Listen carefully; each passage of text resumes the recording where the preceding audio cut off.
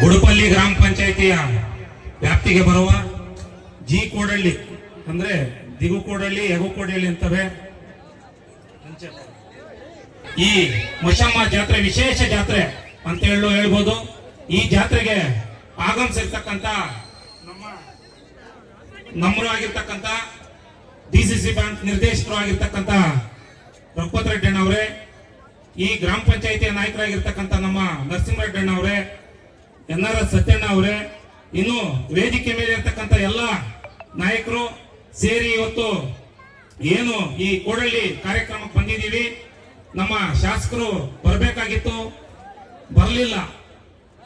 ಯಾಕೆ ಅಂದ್ರೆ ಇವತ್ತು ಇನ್ನೊಂದು 15-20 ದಿನದಲ್ಲಿ ನಮ್ಮ ಗುಡುಪಲ್ಲಿ ಗ್ರಾಮ ಪಂಚಾಯಿತಿ ನಾಯಕರು ದಿನಾಂಕವನ್ನು ಘೋಷಣೆ ಮಾಡಿದ್ರೆ ನಮ್ಮ ಈ 2 ಗ್ರಾಮಗಳಿಗೆ 20 ಲಕ್ಷ ರೂಪಾಯಿ ಸಿಸಿ ರಸ್ತೆ ಟೆಂಡರ್ ಆಗಿದೆ, ವರ್ಕ್ ಆರ್ಡರ್ ಆಗಿದೆ. ಈಗ ಆ ಪೂಜೆಗೆ ನಮ್ಮ ಶಾಸಕರು ಬರ್ತಾರೆ. ನಮ್ಮ ನಾಯಕರು ಗುಡುಪಲ್ಲಿ ಗ್ರಾಮ ಪಂಚಾಯಿತಿ ನಾಯಕರು ದಿನಾಂಕ ಘೋಷಣೆ ಮಾಡಿದ್ರೆ ಸಾಹೇಬ್ರು ಇಲ್ಲಿಗೆ ಬರ್ತಾರೆ. ಎಲ್ಲಾ ನಾಯಕರು ಸಮೇತ ಬಂದು ಇಲ್ಲಿ ಪೂಜೆ ಮಾಡಿ ಆ ಒಂದು ಸಿಸಿ ರಸ್ತೆ ಗುದ್ದಲಿ ಪೂಜೆ ಕಾರ್ಯಕ್ರಮವನ್ನ ನೆರವೇರಿಸಿಕೊಡ್ತಾರೆ. ಅದೇ ರೀತಿಯಾಗಿ ಇವತ್ತು ಇಲ್ಲಿ ಏನು ನಮ್ಮ ಕೋಡಳ್ಳಿ ಗ್ರಾಮಸ್ಥರು ಒಮ್ಮತವಾಗಿ ಏನು ಈ ಕಾರ್ಯಕ್ರಮ ಮಾಡ್ತಾ ಇದ್ದಾರೆ ಅಂದ್ರೆ ಅವರಿಗೆ ಎಲ್ಲ ಗ್ರಾಮಸ್ಥರಿಗೂ ದೇವರು ಒಳ್ಳೇದ್ ಮಾಡಲಿ.